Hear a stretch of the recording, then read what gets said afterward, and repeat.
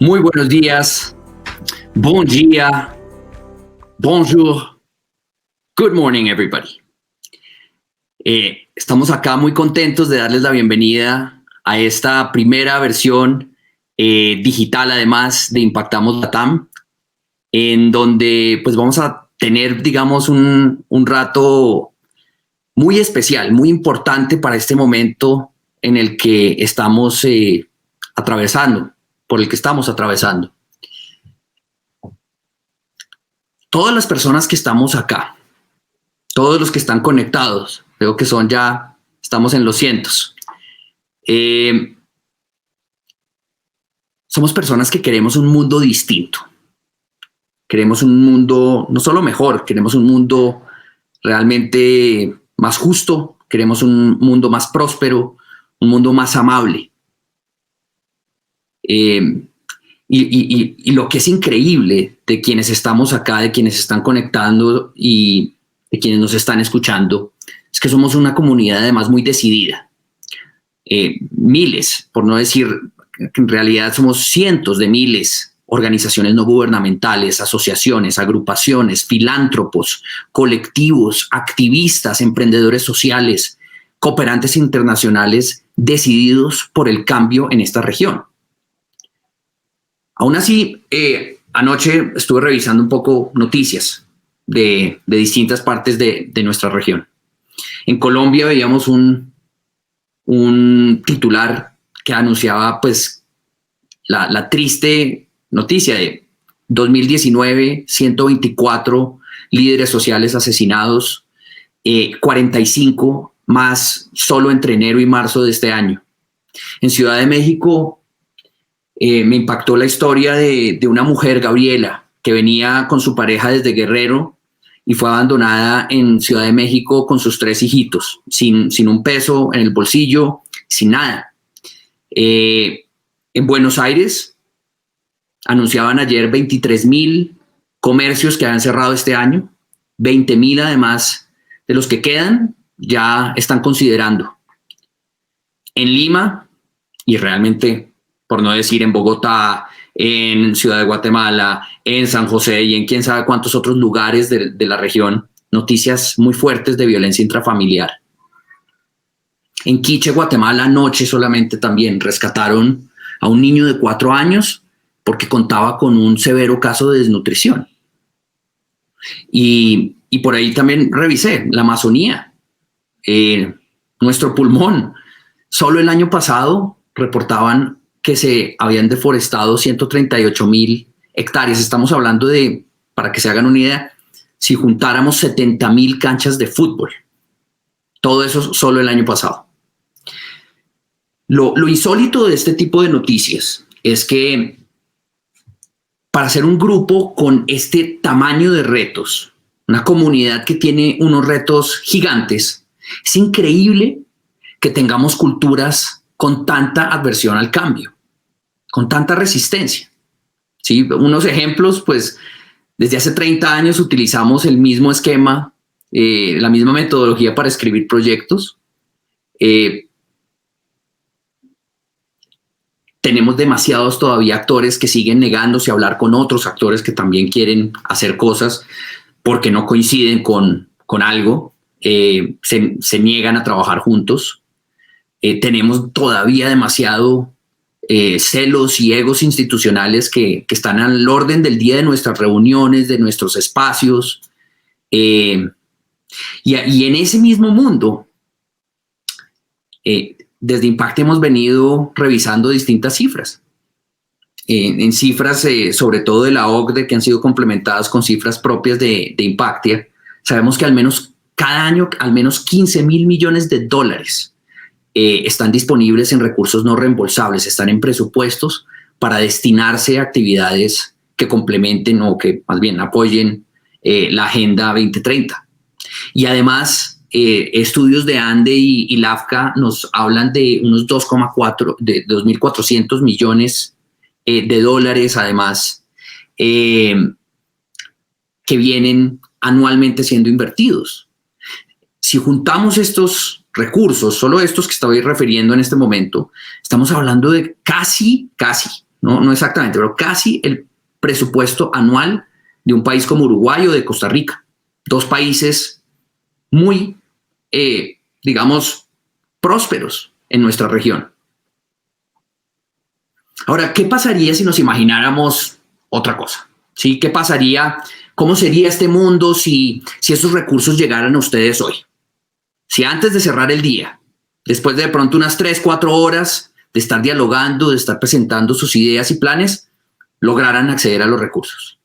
¿Qué pasaría o cómo sería nuestro mañana si de pronto mañana, antes de cerrar el evento, se lograran identificar a aquellos que tienen una agenda y que tienen patrimonio, lograran identificar los 30 proyectos más claves que van a permitir disminuir el desempleo de toda América Latina al 5% o menos?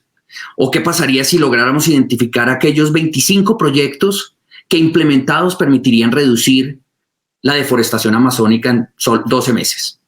De repente esos 17.000 millones valdrían tal vez 10 veces más. Yo creo que sería incalculable lo que valdrían esos 17.000 millones de dólares si ese tipo de cosas pudieran pasar.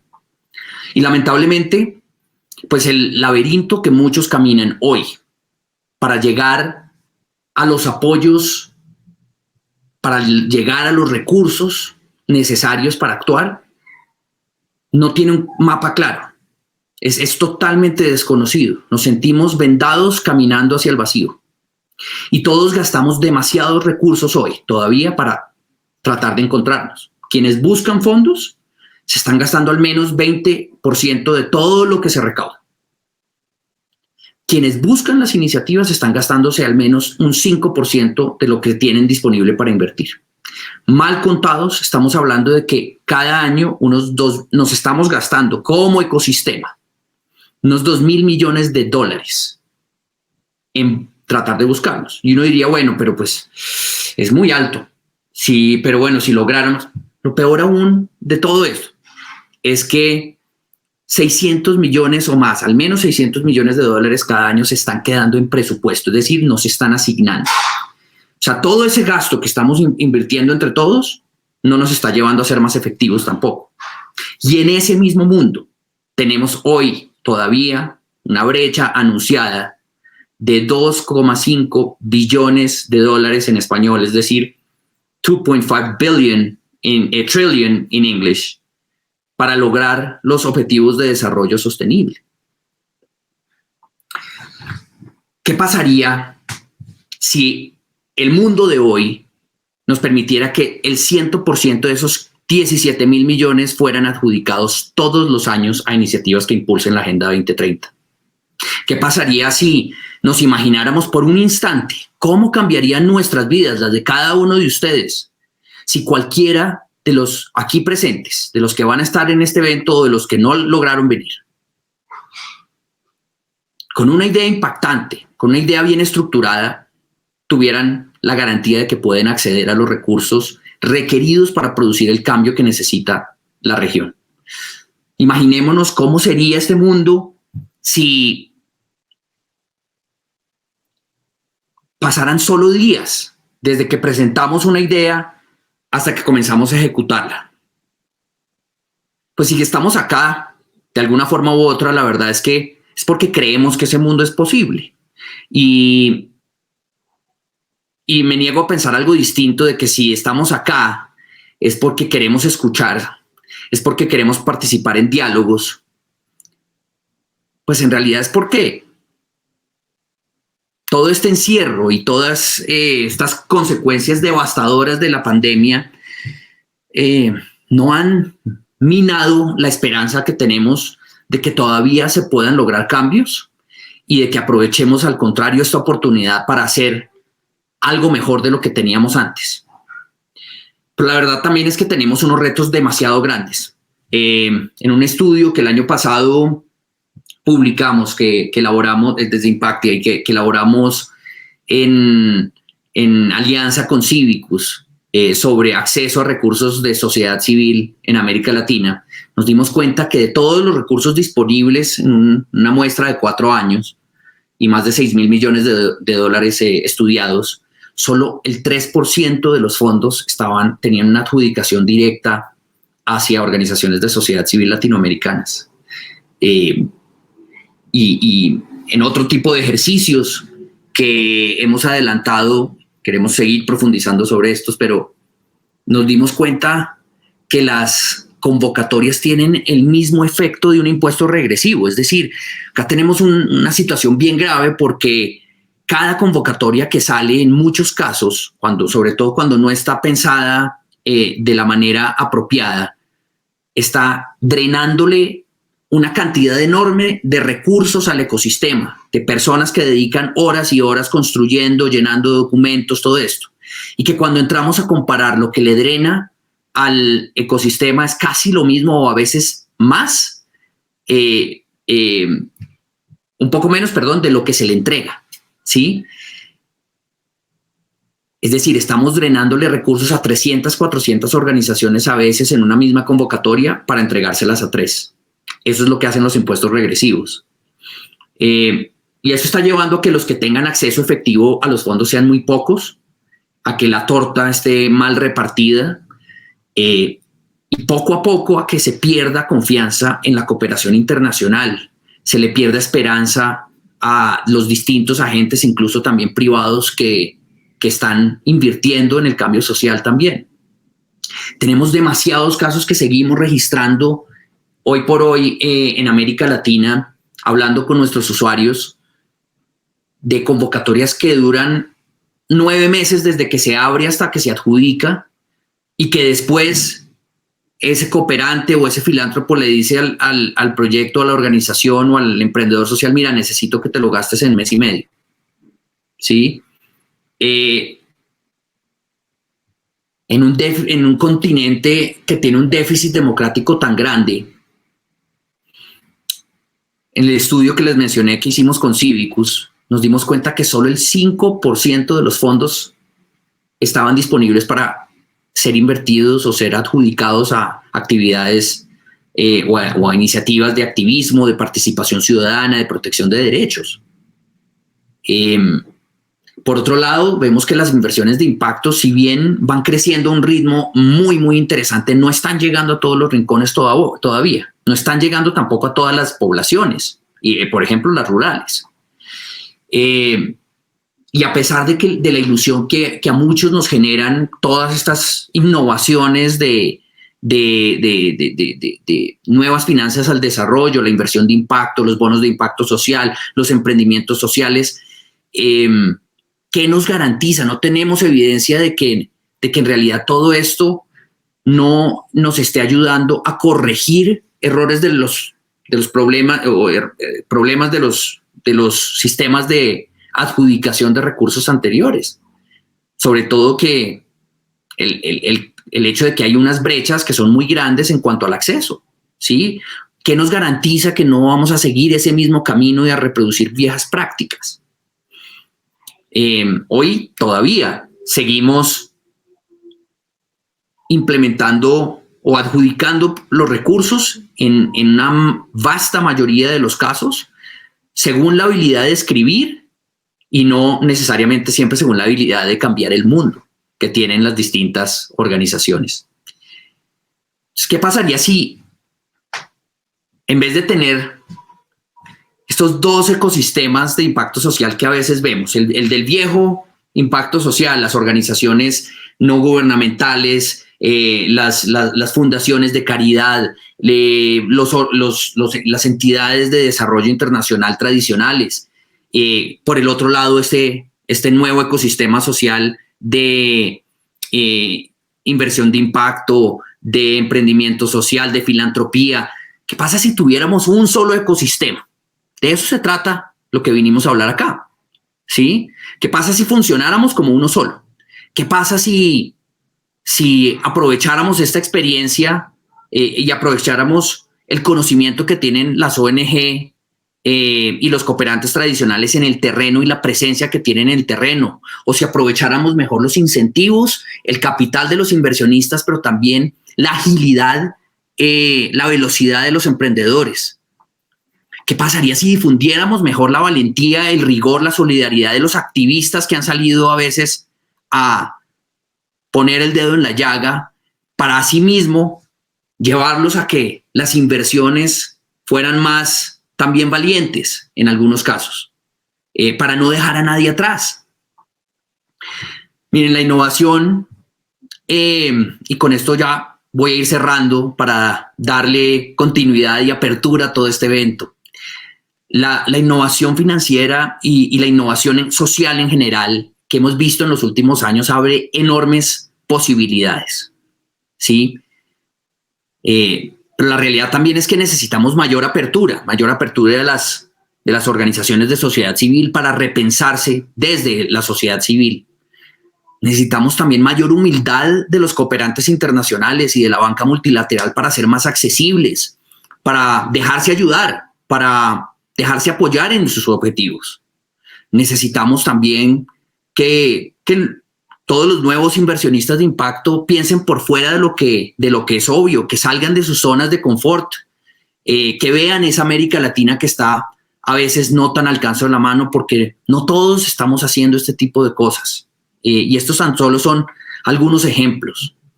Miren, la invitación que Ethos Lab e Impactia hemos querido extender a ustedes en estos 2 días de diálogo, de construcción, es a que comencemos conversaciones más sinceras, a que establezcamos diálogos improbables, respetuosos, pero sin libreto. La invitación es a ocuparnos y no tanto a preocuparnos. La invitación es a deshacernos de paradigmas que construyen muros y que nos dejan a veces en bicicletas estáticas. La invitación es a que construyamos puentes que sobrepasen las barreras que tenemos, porque son barreras colectivas también. Esta es una invitación a rebelarnos empática y constructivamente contra lo que nos sirve, a arriesgar responsablemente para aprender más. En últimas, esta es una invitación a resolver, porque hay 620 millones de personas allá afuera en esta región que nos merecemos una mejor región, una región distinta, una región más justa, una región más próspera. La invitación es a que logremos que 1 más 1 no sume 2, sino de 4, 8 o 16. Nelson Mandela dijo: lo que cuenta en la vida no es el mero hecho de que hemos vivido, es la diferencia que hemos hecho en las vidas de los demás, la que realmente determina la significancia de la vida que llevamos. Y es por eso que queremos darles la bienvenida, pero también invitarlos a que seamos prácticos, a que seamos empáticos, a que seamos rebeldes al mismo tiempo, y a que hagamos todos los esfuerzos, que hagamos que todos los esfuerzos que tenemos, todos los esfuerzos que ustedes ponen diariamente, por tantos años han puesto, para producir cambio, no solo logre conseguir ese cambio deseado, sino también la invitación es a que pensemos que tenemos que lograr ese cambio requerido y demandado por nosotros, porque estamos en América Latina en deuda con la historia, y esto, lo que va a suceder de acá a los próximos años, va a ser el cambio de cómo una región sale adelante y reconstruye la manera como se piensa a sí misma. De verdad, muchas gracias, y por favor, démosle la bienvenida a Maribel, que es nuestra primera. Buenos días a todos y todas, qué alegría estar aquí con ustedes. Me acompaña en este espacio María Isabel Ibarrola, coordinadora del área de gestión de la Fundación Loyola en México. Bienvenida a Impactamos Latam, María Isabel, ¿cómo estás? Muchísimas gracias, pues muy agradecida de ser invitada y muy honrada a esta experiencia, y me sumo al reto. Acepto la invitación de Juan Carlos, porque solo haciendo esa sinergia entre muchos vamos a poder lograr un cambio. Y la esperanza es grande porque somos muchos los que los queremos. Gracias, Ana. Qué bueno, María Isabel. Para entrar en materia, cuéntanos qué es la Fundación Loyola y cuál es ese foco de trabajo que tienen en México, y específicamente en qué regiones lo hacen. Gracias. Pues la Fundación Loyola es la entidad encargada de dar soporte institucional y financiero a las obras sociales y pastorales de la Compañía de Jesús en México. Es una asociación civil que fue constituida en 2005, recién cumplimos 15 años, es una quinceañera, y como tal hemos mantenido la autorización como donataria, autorizada, que es que podemos deducir impuestos de los donantes que se acercan, les damos un recibo para que deduzcan impuestos y esos recursos puedan llegar a las obras sociales y pastorales de los jesuitas. El foco del trabajo, los jesuitas siempre se acercan en sus parroquias, en sus obras sociales, a las zonas, están en las fronteras de la exclusión, acompañan a la gente que vive en cualquier tipo de situación de exclusión. Y trabajamos varias causas. Es el fortalecimiento de las culturas indígenas, la economía social, la salud comunitaria, el paso digno a migrantes, la defensa de derechos y la educación intercultural. Detrás de todo esto hay una espiritualidad. Es el fomento de vivir una espiritualidad buscando un mundo mejor.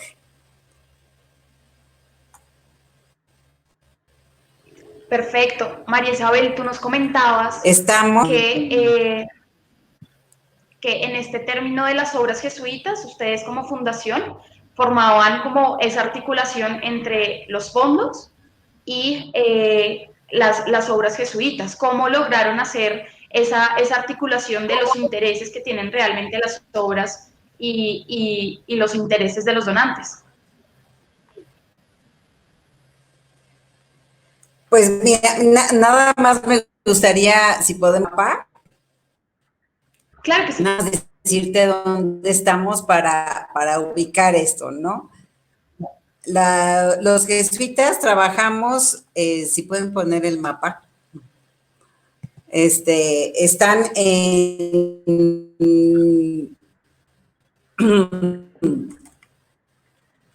ese mero. Muy bien. Sí, ¿sí? Y tienen 42 obras sociales y pastorales.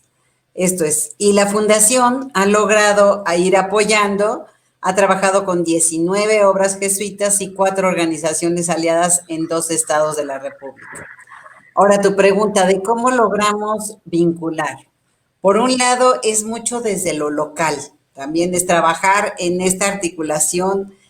Las obras van haciendo aliados, eso es lo principal, ¿no? Tenemos causas que trabajan en diferentes regiones según el lugar donde están, según las necesidades de la gente, según lo que quiere hacer la gente para tener una vida mejor. Hay ciertas causas y lo que buscamos son aliados. Creemos que no es buscar quién nos dé dinero, sino buscar con quién trabajar. Esto que estaba diciendo Juan Carlos hace rato, ¿no? Con quién vamos a construir conjuntamente, ¿no? Y la labor de los jesuitas se va realizando en torno a una visión. Y en cada uno de esos lugares que están viendo en el mapa, las obras van construyendo con la gente con que van trabajando, van viendo cómo generar una mejor vida, cómo generar una buena vida, juntos, ¿no? Todos juntos, y a eso se invita a los donantes. Entonces, lo principal que nos vincula es un interés común. Somos aliados, buscamos alianzas, no donantes, ¿sí? Precisamente. A veces son donantes individuales de la misma región, a veces son empresas, son corporativos que se interesan en apoyar, y otras veces buscamos fondos de la cooperación internacional, pero con el mismo sentido. Cuando vemos una convocatoria, lo primero que analizamos desde Fundación Loyola es si eso empata con lo que están realizando en sus lugares las obras jesuitas. Y entonces acudimos a esa convocatoria, pero según los intereses de la obra que lo va a realizar, que realizaría ese proyecto. Ajá. Ahí me parece chévere cuando estábamos preparando esta sesión. Nos comentabas que hay, y voy a repetir la expresión que me contaste, que hay que bailar con las obras y no con las financiadoras. Entonces, creo que mencionas muy bien en este segmento lo que nos cuentas, pero me gustaría que nos contaras más qué implicaciones tiene esta relación que hay entre donantes y organizaciones de iguales y no como relaciones de dependencia. ¿Cómo lo ven ustedes? Y ya, aparte de lo que nos contaste, ¿por qué es tan relevante para la Fundación Loyola? Claro, es exactamente eso, porque si buscamos fondos donde cada una de las obras y el conjunto de las obras jesuitas tienen una misión clara, tienen una estrategia de qué van a jugar, los fondos son para realizar esa estrategia. Eso es bailar al son de las obras y no de las financiadoras. O sea, no vamos a inventar proyectos porque hay fondos, de repente hay muchos recursos para medio ambiente y en un lugar donde se necesita trabajar más por la paz, vamos a inventar proyectos de nuevo ambiente. Eso es bailar al son de las obras y buscar una relación de ganar-ganar. Si buscamos aliados también a las financiadoras y ponen recursos en juegos para cooperar, para abonar este tipo de proyectos, es porque tienen un interés. Entonces, si hay un interés común, las dos partes ganamos, ¿no? Gana los de que están que tienen, pero cuenta eso ya, si uno dice tu básico, pero conforme se va organizando la gente y pudiendo avanzar en ese proyecto por una vida mejor y por una buena vida. Buenísimo. Y con lo que me comentabas de que tienen diferentes mecanismos de financiación, tú me comentaste cuando estábamos preparando esta sesión que ustedes tenían un fondo en la fundación. Me gustaría que me compartieras por qué tomaron esa decisión, cómo funciona y en qué les ha beneficiado tenerlo. Ajá, pues eso fue parte de la constitución de la Fundación Loyola. Los jesuitas se dieron cuenta, como estaba mencionando Juan Carlos, que a las personas que iban acompañando los diferentes proyectos, de repente quitaba mucho tiempo esto de invertir en estar haciendo proyectos y demás, y para eso se creó la Fundación Loyola, para que quien esté en campo pueda dedicarse mucho más a ello y vaya teniendo, es la función de la Fundación Loyola, un soporte institucional y financiero. Pero lo primero que se hizo en la fundación fue llamar a tener un fondo patrimonial. Ese fondo patrimonial se ha ido acrecentando mediante donativos que van precisamente a eso, para que siga existiendo y pueda funcionar esta fundación y pueda resolver muchas cosas y que la gente que está en campo ocupada de los problemas grandes que hay en terreno puedan dedicarse a ellos. ¿Qué hacemos? Con los intereses que da este fondo cada año, se hace una convocatoria a las obras jesuitas. Eso hay que aclarar. La Fundación Loyola no es una fundación abierta que da servicio a todo mundo, sino es de los jesuitas y está creada para apoyar a las obras jesuitas y en algunas ocasiones algunas asociaciones aliadas en las regiones donde se trabaja.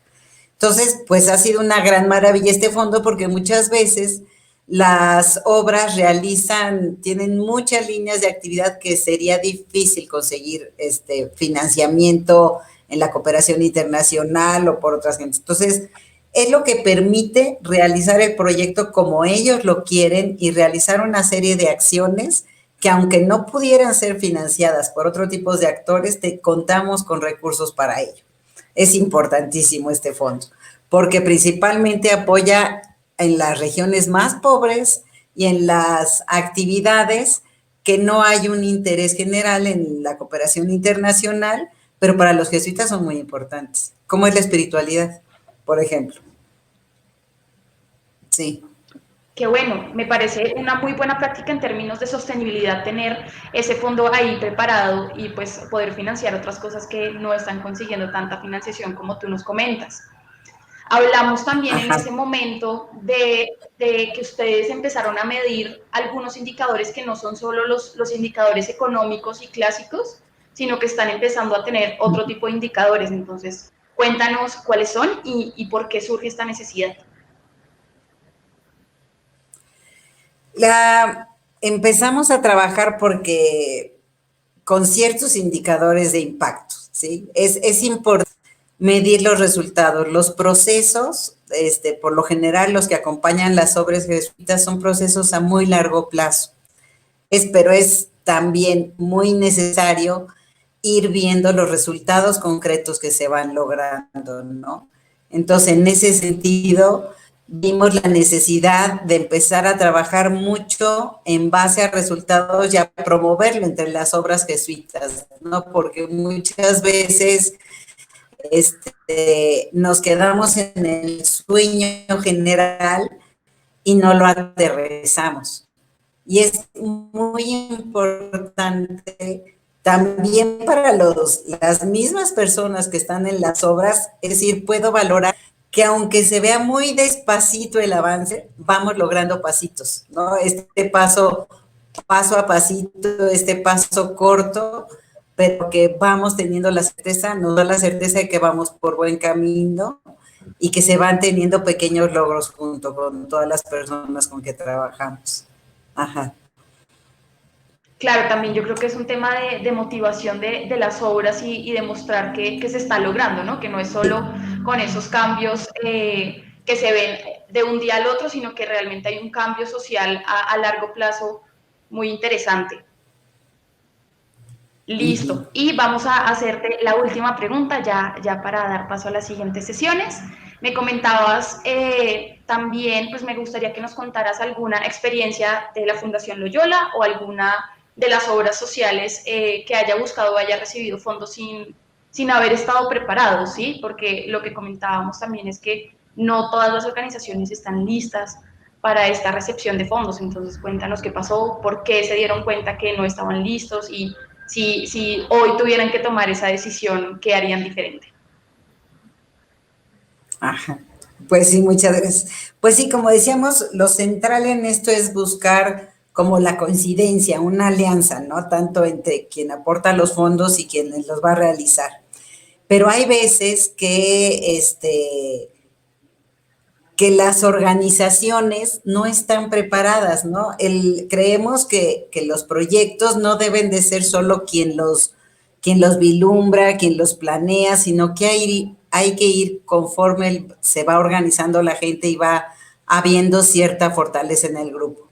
Hay muchas veces que los grupos ya quieren hacer grandes proyectos económicos, pero el grupo en sí no tiene la fortaleza ni ha sabido salvar y tener mecanismos de consenso, de tomar acuerdos, de avanzar juntos, de manejo de dinero que permitan ir creciendo, ¿no? Entonces, sí ha habido veces en que de repente nos dicen, pues sí, hay esta oportunidad para un grupo, el grupo está empezando, un grupo que quiere hacer un proyecto económico va empezando, y se plantea una oportunidad con una inversión muy grande. Se realiza la inversión, son grandes los sueños, pero el grupo no estaba preparado. ¿Y qué pasa al año? A veces hay conflictos, no hay posibilidades no había la estructura necesaria del grupo para tomar consensos, para tomar acuerdos.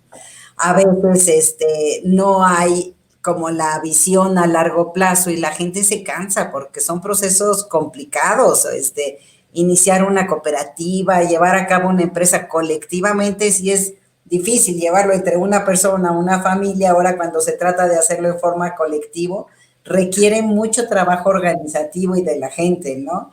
Entonces, muchas veces sí es mucho más grande la infraestructura que se hizo y el grupo no logró avanzar, ¿no?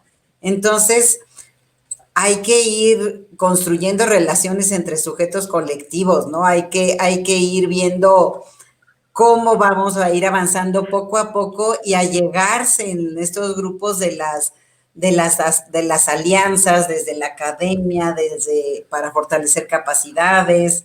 Hay que ir fortaleciendo poco a poco y no deslumbrarnos como con las grandes cantidades y las grandes inversiones. Hay que tener claro que a veces el dinero corrompe en los grupos en la medida en que si no hay las capacidades para saberlo manejar Y para saberlo manejar colectivamente en un ambiente de solidaridad y de honestidad completa, el dinero muchas veces puede hacer más daño al grupo en vez de ir poco a poquito, ¿no? Una gran inversión cuando el grupo no está preparado no es beneficiosa, ¿no? Entonces, hay, hay que ir dando el tiempo y no hay que irnos más por el dinero, ¿no? En toda organización tiene que haber un equilibrio entre su proyecto que tiene claro, la forma en que está organizada y los recursos que se allegan. Si los recursos son muchos y el proyecto y la organización está débil, pues lo rompe. Igual, si hay un gran proyecto, pero no hay los recursos, pues no se realiza tampoco, ¿no? Entonces hay que tener ese equilibrio entre las tres. Entre el proyecto, cómo se organiza la gente para lograrlo y los recursos que se tienen. Ir poco a poco avanzando en los tres niveles, en estas tres dimensiones. ¿Sí? ¿Qué haríamos diferente hoy? Pues seguir platicando con los grupos y reflexionar con ellos si estamos listos para dar el paso que sigue. Y por eso también decimos, no hay que bailar al son de las financiadoras, ¿no? Hay que ver qué puede y qué se avanzar. No irnos con, esta es la inversión que hay que hacer. No, pues, según cada ocasión, en cada grupo y en cada lugar, se tiene que valorar y discernir si es lo adecuado en ese momento. Claro, totalmente. María Pues Isabel, sí. muchísimas gracias por tu tiempo. Qué valiosa tu experiencia y la de la Fundación Loyola. Nos dejas lecciones tanto para los donantes que desde la visión que ustedes tienen como organización y como apoyo a estas obras sociales y también a los receptores de fondos para que no vayan tan rápido en este proceso, para que midan otras cosas que no son del día a día. A quienes nos están viendo, agradecerles por su participación y recordarles que a continuación viene la sesión de innovación social para cambiar el mundo con Innovation for Change. Para asistir, recuerden que tienen que hacer clic en el recuadro con el nombre Innovación Social para cambiar el mundo, que se encuentra en el Live Now al lado del chat. ¿Vale? Cuídense mucho. Hasta luego. Muchas gracias.